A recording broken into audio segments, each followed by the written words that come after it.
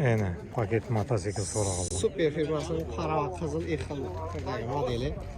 Birining bagajlari mavjud, birining dugalari. İşte dizayni bo'yicha chiroq e'tibor berilgan, qizil qora kombinatsiyada, qora alyumin kombinatsiyada ishlangan. Qizil mototsiklda ko'rishingiz mumkin.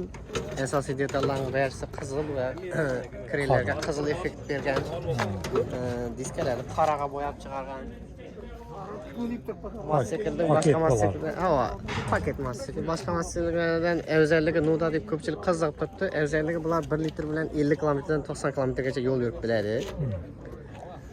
Bular klapanli bo'lganligi hisobidan Minsk Voskotdan tez ham ekonom. Yumshoqligi yumshoq.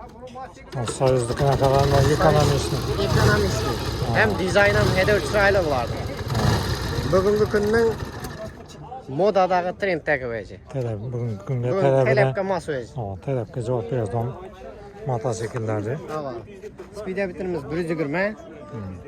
Kubamız necha kuba deganlar uchun dokumentatsiya uchun 50 kuba deb yozilgan, silindri 100 kuba turibdi. Bularga shu prava dokumentatsiya qilib. Unda hozir qonunda o'zgarishlar bo'layotir. Mabodo bular kichkina kubatura bo'lgani uchun atmen bo'lsa ham mumkin. Уже elektro mototsikllarning 10 xilna atmen qilindi dokumentatsiya. Bular ham endi o'zgarish ko'p, xudo xolasa menimcha bularni ham atmen qilsa kerak. Sababi bular unday katta kubaturadagi nega kirmaydi. Texnikaga kirmaydi. Bular kichik. Eng kichik vakili bular o'zi. Speedometer, bunda speedometer mavjud. Buniki 120. Arg'imizda ham speedometer, ham taxometr bor. Taxometr оборот o'lchaydi, mashinaday. Vers knopkalar ham turibdi. Оборотdan ko'rsatadi.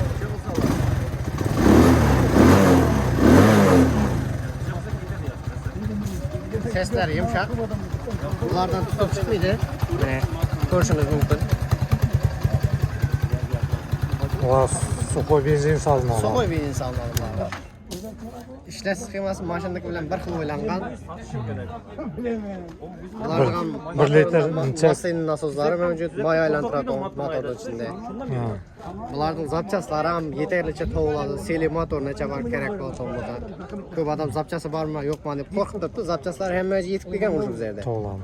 Hammaga bor. Remont etolmasam o'zimiz. Remont etolmasak ham o'zimizga Xorazm hududi bo'ylab o'zimizga murojaat qilsam, boshqa yer bo'lsa ham kelalat olmasa, texnikaning o'zini beradi, bo'lmasa motorni chechib taksiga yuklaversa ham o'zimiz remont qilib taqlab beramiz.